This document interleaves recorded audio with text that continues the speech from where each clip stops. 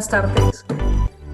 Bueno, pues nuestra siguiente speaker es compañera, es líder de es una de las líderes de nuestra comunidad, es Stephanie Álvarez.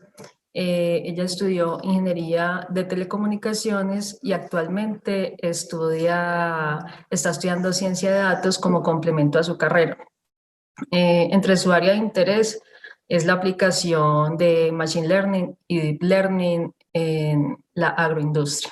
Entonces ahí ya te dejo, Stephanie, con el público para que inicies tu charla. Muchas gracias, Juli. Bueno, antes de iniciar con la charla, quisiera agradecer al público que nos ha acompañado sobre toda la mañana por atreverse a estar en este espacio con nosotras, esta iniciativa que tuvimos ya hace algunos años, 4 chicas, y ver cómo ha crecido el equipo líder en la inclusión de las mujeres en la ciencia de datos y ver ser embajadoras de este evento en alianza con la Universidad de Stanford. Entonces, espero que estén disfrutando mucho este evento y les quisiera agradecer. Bueno, les voy a proyectar la charla del día de hoy. Este proyecto se llama Clasificación de banano tipo exportación aplicando Deep Learning. Es una investigación que realicé el año pasado y el día de hoy les quiero mostrar cómo fue ese proceso en un pequeño viajecito que vamos a compartir en este momento. Entonces, yo hace muchos años, mucho más joven, tenía la curiosidad de saber cómo se comunicaban las personas o qué pasaba a través de la magia de comunicarse cuando había una llamada de celular, todo lo que pasaba detrás. Me interesé mucho, esa pregunta me llevó a estudiar ingeniería en telecomunicaciones y más adelante pues me vine a dar cuenta del poder de la ciencia de los datos y me encantó todo este mundo que ahorita lo estoy complementando. Antes de explicarles el proyecto y la inquietud que se tuvo, quisiera que viéramos un poquito ese concepto y hacer un zoom a ese título de clasificación de banano tipo exportación usando Deep Learning. Quiero que hagamos un pequeño zoom ahí con ese término. Entonces, aquí hay una pequeña nota sobre la comparación entre lo que es el aprendizaje humano versus el aprendizaje de máquina. Vámonos primero con ese aprendizaje humano. ¿Cómo aprende el cerebro humano? Entonces, el cerebro humano es un órgano y está compuesto por la unidad más básica de todas, que es la neurona. Esa neurona hace parte del sistema nervioso y tiene unos componentes. Entonces, tiene unos componentes que se llaman los dendritos, que es por donde ingresa la información a nuestro cerebro. Si es a nivel de visual, auditivo, toda esa información que ingresa y que percibimos. Está también el núcleo que procesa la información, se pasa el resultado de ese procesamiento por un componente que se llama la acción y luego tenemos las terminales al final de esa neurona que se va a comunicar con las demás neuronas y en ese proceso se produce el aprendizaje. Son millones de neuronas y humanamente eso se le llama la neuroplasticidad. Cuando está toda esa comunicación, cuando hay ese proceso en el cerebro humano. Aquí vemos un poquito esa unión de lo que les comentaba.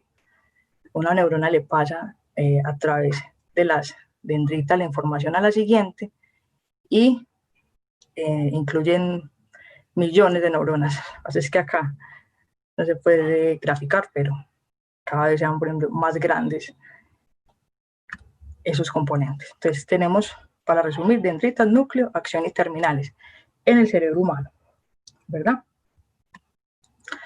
Ahora, por ejemplo, cuando somos esa neuroplasticidad, esa comunicación, cuando estamos muy niños, empezamos a detectar patrones de la gente que nos rodea. Un niño es capaz de empezar a mirar a su alrededor, la gente que lo habita, y ya llega a detectar a la madre, al padre. Ya se le comienza a enseñar al niño que vea mamá, papá, y ahí se le está dando un aprendizaje desde esa primera etapa. Luego el niño va desarrollando muchas más habilidades y comienza de pronto a aprender colores. Ese proceso es de toda la vida. Comienza en las primeras fases, pero todo el tiempo nosotros estamos aprendiendo. Entonces todo el tiempo estamos teniendo ese aprendizaje. También acá, de una vez, cuando comenzamos a aprender, por ejemplo, los frutos, no solo esta gráfica, sino todos los que existen, y podamos empezar a clasificar. Ahora, ¿cómo aprende la máquina? ¿Cómo es ese procedimiento?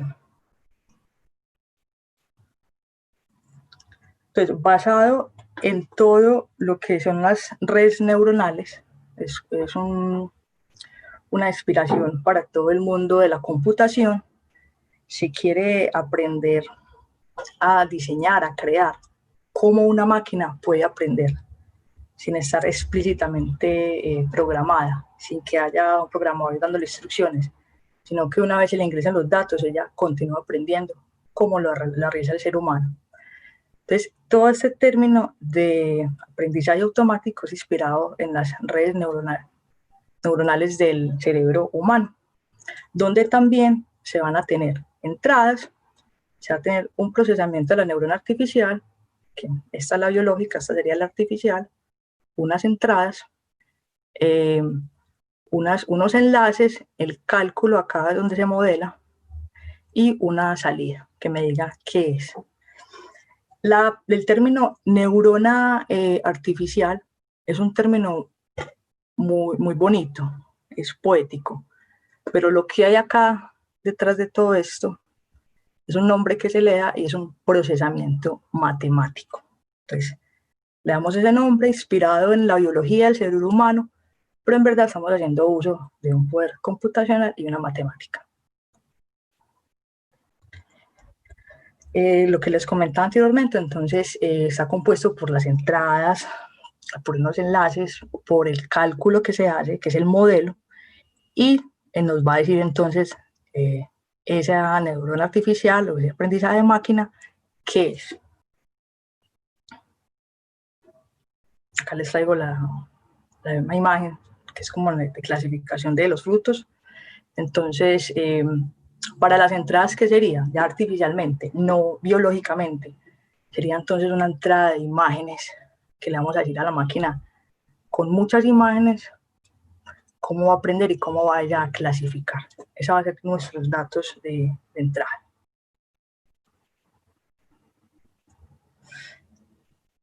Hasta ahí les quería hacer como un zoom de esa palabra de deep learning. No quería pasar esa palabra por alto, quería hacer un pequeño detalle ahí para que comparáramos ese aprendizaje humano con el aprendizaje de máquina. Lo que sigue ahorita es hablarles de la aplicación del sector de la agroindustria. Entonces, hay un aprendizaje a nivel computacional y ahora quiero hablarles un poquito de la agroindustria para luego comentarles cómo fue esa inquietud y ese problema. Entonces, el sector bananero en Colombia, el proceso de cultivo es uno de los principales rubros que tiene el país. Es el segundo sector que más da ganancias anuales en la agroindustria, luego del café. Y esto básicamente que nosotros seamos de los países que tenemos un sector bananero amplio, es por la ubicación geográfica y por la diversidad que nos da este clima y los suelos. Nada más en 2019, solo el sector bananero, para abril de 2019, estaba en 868 millones de dólares. Todo el rubro de exportación bananera de Colombia al exterior. Y entonces todo es igual. Todos los frutos que vemos sobre los tipos de banano son iguales, ¿no? Están divididos. Está el banano que es tecnificado y el criollo nacional. El tecnificado es el que se exporta y el criollo tiene un destino y un mercado nacional. ¿Cómo entonces son los parámetros para definir si un banano es de tipo exportación? Hay una tabla que se llama la tabla de la madurez y que tiene 7 fases. Cada etapa el fruto va cambiando de color y van cambiando, ese cambio de color nos está indicando entonces el nivel de maduración. En la primera fase vemos que llega a las cámaras de refrigeración, que es cuando hacen todo el proceso de empaque y embalaje, es para luego llevarlo a las cámaras de refrigeración. La segunda fase es el cambio en el ciclo de maduración. El tercera y cuarta fase indica que pueden estar en exhibidores. La quinta fase es que ya está lista para la venta. La sexta fase nos dice que el fruto está ideal para consumir. Y en la séptima ya hay unas pintas negras, pero igual, en esta parte es donde es más dulce el fruto y tiene un mayor valor nutricional. ¿Por qué es importante tener claro estas etapas del fruto? Porque es importante para la exportación. En las etapas 3 y 4 es ideal para que sea exportado, porque tienen unos grandes ciclos de transporte. Cuando más que todo uno de los mayores mercados, o los países que tienen mayor mercado son Alemania y Bélgica y Países Bajos, y ese transporte toma un tiempo, entonces el fruto no debe ir muy maduro porque entonces no va a llegar en óptimas condiciones. Eso se tiene que tener en cuenta cuando se hace el procedimiento de la clasificación. Entonces, todo el sector bananero tiene varias fases, que son el cultivo, la cosecha y la post cosecha. Y tenemos que tener una claridad en esto para ubicarnos dónde vamos a aplicar nuestro proyecto. En la post cosecha existe un proceso que se llama el alistamiento. El alistamiento es donde se selecciona y se clasifica el banano. Quiero que hagan un zoom acá en esta parte del color. Miren que es un color todavía verde. La cáscara no debe tener ningún tipo de manchas, de fisuras. Pero increíblemente siendo un sector que alcanza unos rubros tan grandes en ganancias anuales, todo este procedimiento, como lo vemos en la imagen, se realiza de manera manual. Entonces, ¿qué pasa ahí cuando se hace de manera manual? Pues que se puede incurrir en la insuficiencia en la selección, pueden haber fisuras que no se vean aparentemente y esto no cumple los estándares de exportación. Podemos tener, cuando no hacemos este debido proceso correctamente, nos pueden llegar frutos ya en estado de descomposición al destino final. Entonces, ¿cómo fusionamos esa primera parte que les hablo con esta parte del sector bananero? ¿Cómo puedo ayudar el Deep Learning a la clasificación? El Deep Learning nos ayuda entonces a extraer, a través de las imágenes, extraemos características de los niveles de maduración de los frutos, la tabla que les comentaba anteriormente, y podemos clasificar la condición del fruto, el tipo y también la longitud. Todo esto nos mejora la gestión y la toma de decisiones, que es la fase final y la fase decisoria de tener unos buenos niveles para la exportación. Ahora sí, ya hicimos uso a esa palabra que les decía y vamos a comenzar a hacer el proyecto. Entonces acá lo que vamos a hacer es un código que nos permita clasificar mediante el uso de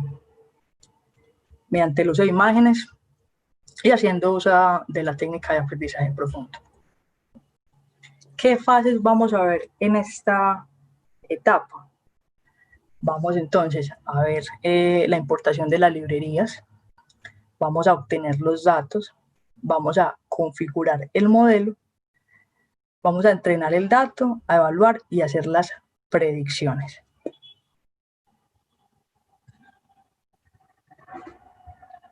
La fase de la importación de datos, entonces, ¿qué herramientas vamos a usar? Vamos a usar la librería TensorFlow, abierta. Este cómputo matemático facilita el entrenamiento y el uso de las redes neuronales.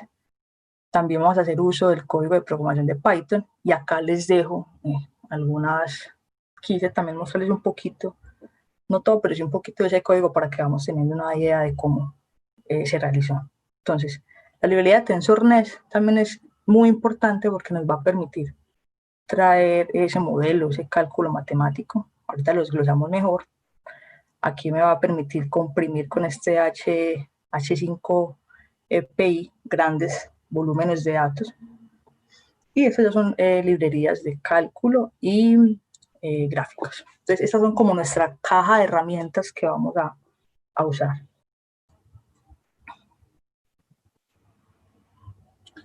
¿Cómo vamos a hacer esa obtención entonces? ¿O cómo se hizo esa obtención de datos? Cuando se comenzó la investigación, no había una base de datos de prueba para comenzar a hacer el proyecto. Entonces, ¿qué se hizo? Se tuvo que construir desde cero.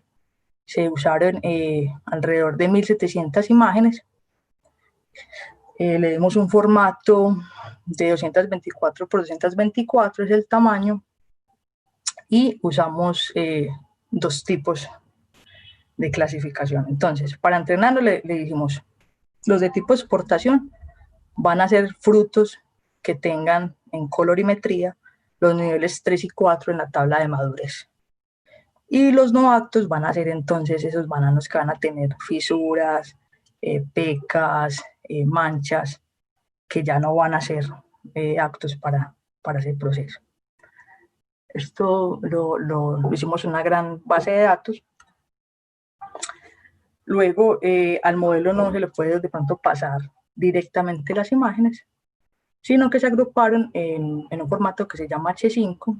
Eso lo que vuelve es toda esa información de la imagen, la vuelve a nivel de matriz, a nivel de números, y posteriormente se define entonces qué parte se va a usar, qué porcentaje va a ser para entrenamiento, donde el modelo va a aprender, y el test es después de que aprenda, le pasamos nuevas imágenes a ver si él es capaz de respondernos.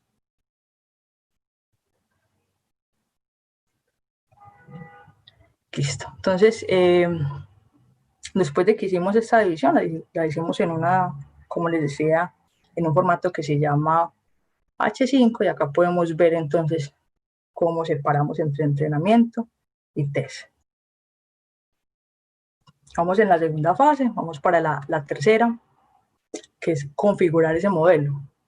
Y configurar ese modelo es ¿qué es configurar el modelo? Entonces, es decir, cuántas neuronas va a tener nuestro modelo, cuántas capas ocultas, las capas también son unas neuronas intermedias, y cuántas salidas va a tener.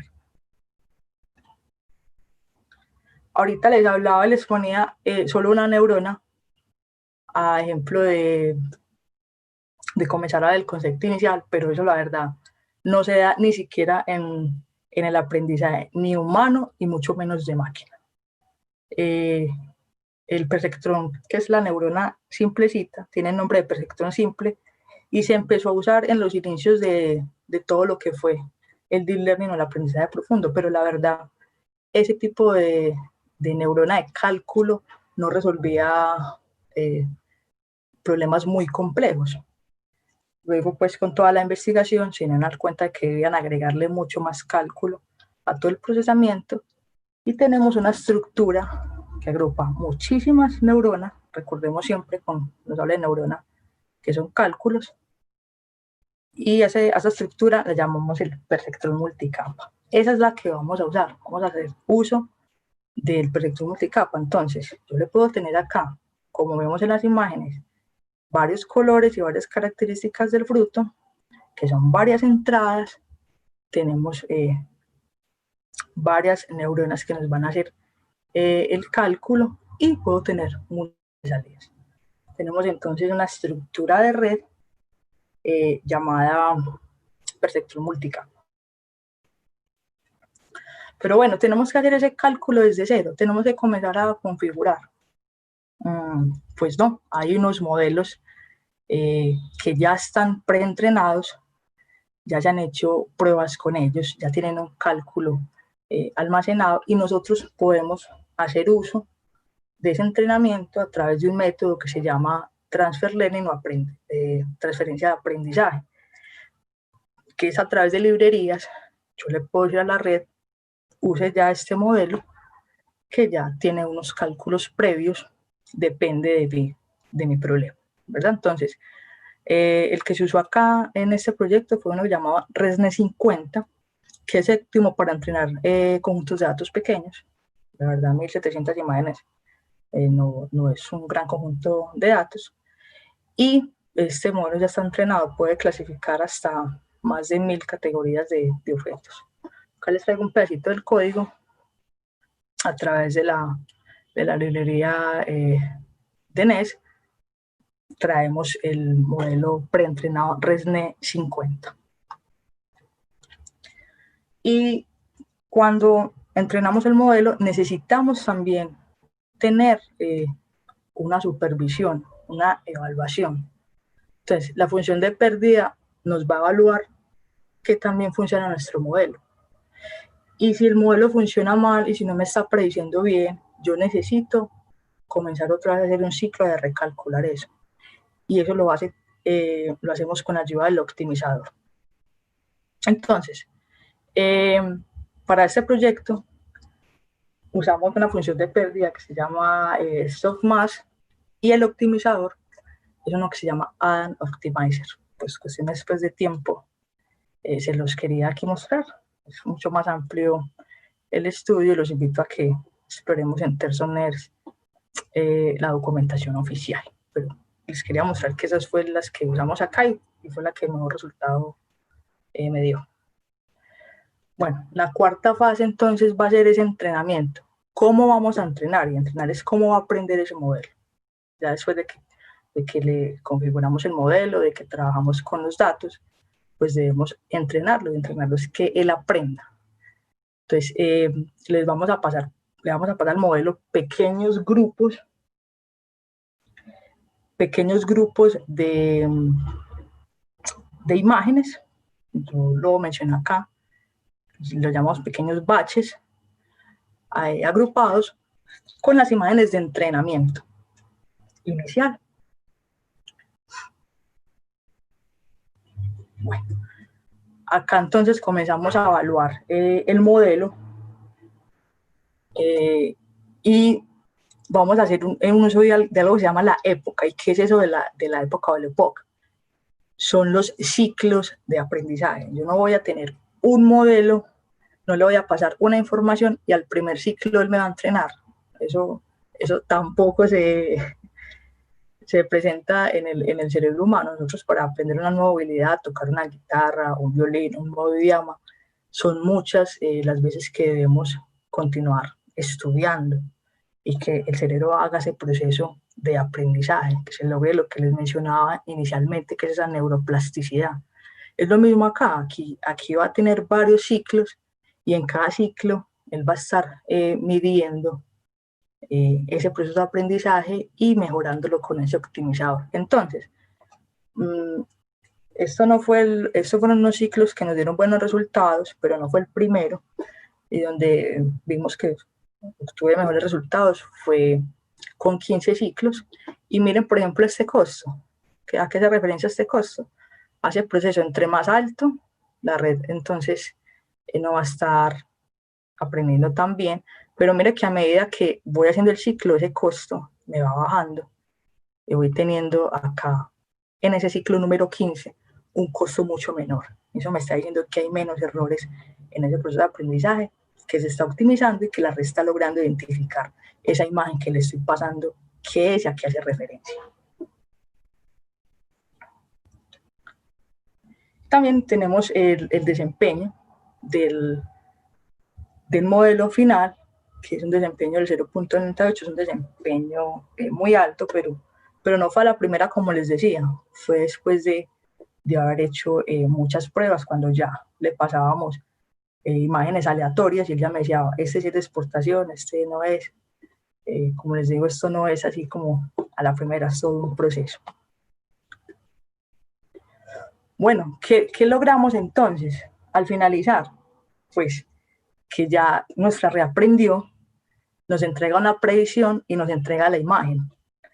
Y esto es una imagen que le pasamos, esperamos que le entrene, o un conjunto de imágenes, y él nos dice, bueno, este sí cumple con los estándares. Esta fue una prueba en pantalla, de una prueba pues, que hice, pero no es la única, es un montón de imágenes. Dice, bueno, este tipo de color, este largo del fruto y este estado como tal de la cáscara, sí me parece que es un tipo de exportación. Y pues lo contrario, acá inmediatamente decía, no, esto definitivamente no pasa nada. Bueno, ¿qué resultados tenemos? Ya como para ir resumiendo todo el proceso. Entonces, les quería recordar, usamos 1700 imágenes de 224 por 224 y lo dividimos en 3 grupos de entrenamiento y de test. Hicimos una transferencia de aprendizaje usando el modelo de ResNet 50 y obtuvimos 54 capas. Recordamos que esas capas eran esas neuronas intermedias que nos hacían el cálculo. Y 320 pesos, que son esos enlaces, esas comunicaciones entre las neuronas. El entrenamiento lo logramos una buena optimización con 15 épocas y baches, me refiero pues al grupo, a los grupitos de imágenes que le pasaba, con baches de A10. También en las redes neuronales se pueden utilizar un gran número de bases de datos preentrenadas para la clasificación. Esta es como la invitación o una buena recomendación que les daría, que depende del problema que se planteen, pues entonces investigar que ya hay una serie de modelos preentrenados. Bueno, estas son mis redes, este es mi LinkedIn, este es mi Twitter. Y desde ya, muchas gracias, es un proyecto que disfruté demasiado. Me causó pasión porque hay una filosofía en la que creo totalmente y es en el tener un pensamiento global, pero actuar localmente. Creo que todas las herramientas que tenemos ahorita de ciencia de datos, de machine learning, de learning, depende de ese cuestionamiento de pregunta y de problema que queramos resolver, podemos causar un gran impacto. A mí me emociona poder contribuir al sector de la agroindustria, de ayudarle a ese campesino a tecnificar su proceso, a que sea más rápido, a que él pueda enfrentarse mejor a toda competencia mundial y que pueda tener un producto. Una segunda fase de este proyecto es, como nos decían algunas panelistas en la mañana, ponerlo en producción, poder poner de pronto ese software en una cámara, en una banda transportadora, y que en el sector bananero, el Urabá antioqueño, es una zona de acá de Antioquia, en Colombia, es una parte donde hay mucha industria bananera, es súper fuerte, un departamento y un municipio para las personas que son de fuera de Colombia que se llama Apartado. Muy bueno que lo busquen porque es una región donde la riqueza está o depende mucho de esa industria. Entonces, qué bueno poder aportar a todo ese sector agroindustrial y campesino.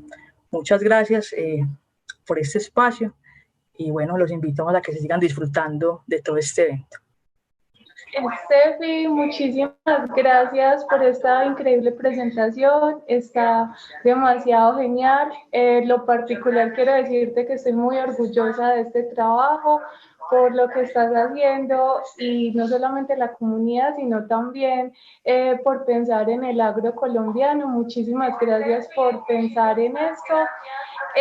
Tenemos varias preguntas. Empecemos con unas preguntas relacionadas al tema de imágenes. Nos preguntan cuáles son las condiciones que necesitan las imágenes para poder hacer estos algoritmos de deep learning. Bueno, eso depende mucho del problema, pero en esta vez fueron imágenes que sean de muy buena resolución, donde se puedan ver claramente, que no vayan a tener un nivel de pixelaje. Eso es muy bueno como en la clasificación. Nosotros hicimos pruebas con varios tipos de tamaños de imágenes y vimos que logrando una estandarización de 224 por 224, el algoritmo era capaz de hacer ese tipo de predicciones, pero básicamente es ensayar según el dato y lo más importante es que sean con unas imágenes con bastante nitidez que le permitan al algoritmo aprender. Muchísimas gracias por esa respuesta. Te cuento que las personas están muy felices con tu charla, hay demasiados buenos comentarios, excelente la presentación, muy buen proyecto. Disculpa que no haya prendido la cámara. Hay una pregunta sobre el entrenamiento del modelo. Entonces nos preguntan qué es la función de pérdida y por qué es importante los modelos de Deep Learning. Bueno, claro que sí, la función de pérdida nos va a evaluar el modelo, nos va a decir si nos va a dar unos cálculos y nos va a decir si el modelo está entrenando o no.